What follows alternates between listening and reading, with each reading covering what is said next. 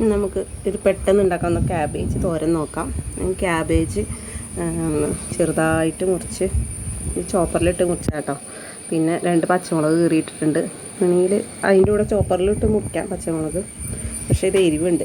പിന്നെ ഒരു ചെറിയ സവോളയും കൂടി ചോപ്പറിലിട്ട് മുറിച്ചെടുത്തതാണ്. പിന്നെ കുറച്ച് തേങ്ങ, ഉപ്പ് ഇതെല്ലാം കൂടി മിക്സാക്കി വെച്ചേക്കുക. ക്യാബേജ്, സവോള, പച്ചമുളക് കീറിയതും ഉപ്പും തേങ്ങയും. ഇതെങ്ങനെ ഉണ്ടാക്കണേ നോക്കാം. ആദ്യം ഗ്യാസ് ഓണാക്കി പാൻ വെച്ചു. നമ്മളിത് മുറിച്ച് ഉപ്പൊക്കെ ഇട്ട് വെച്ചേക്കണം ക്യാബേജ് ഇതിലേക്ക് ഇടാം. ഇതെല്ലാം കൂടി പാത്രത്തിലേക്ക് ഇട്ടിട്ടുണ്ട്. ഇനി ഇത് വേവാനായിട്ട് ലേശം വെള്ളം മതി. ക്യാബേജ് പെട്ടെന്ന് വേവുമല്ലോ. അത് അടച്ചു വെച്ചിട്ട് വേവിക്കാം. ഇതാ അടച്ചു വെച്ചിട്ട് ഇത് വേവട്ടെ.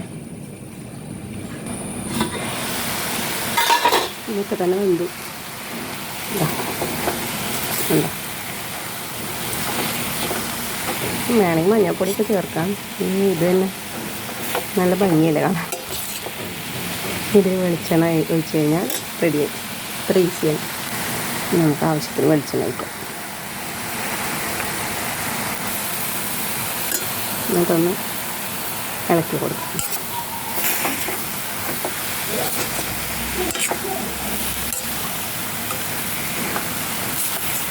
ഇല്ല, നല്ല ഈസി ക്യാബേജ് തോരൻ റെഡി. നല്ല ടേസ്റ്റാണ്. ഇപ്പോൾ സ്കൂളിൽ കൊണ്ടുപോയി കഴിഞ്ഞാൽ എല്ലാവർക്കും ഭയങ്കര ഇഷ്ടമായിരുന്നു. അപ്പോൾ പിന്നെ ഞാൻ വിചാരിച്ചൊന്ന് ഉണ്ടാക്കുന്ന വീഡിയോ കൂടി ഇടാം.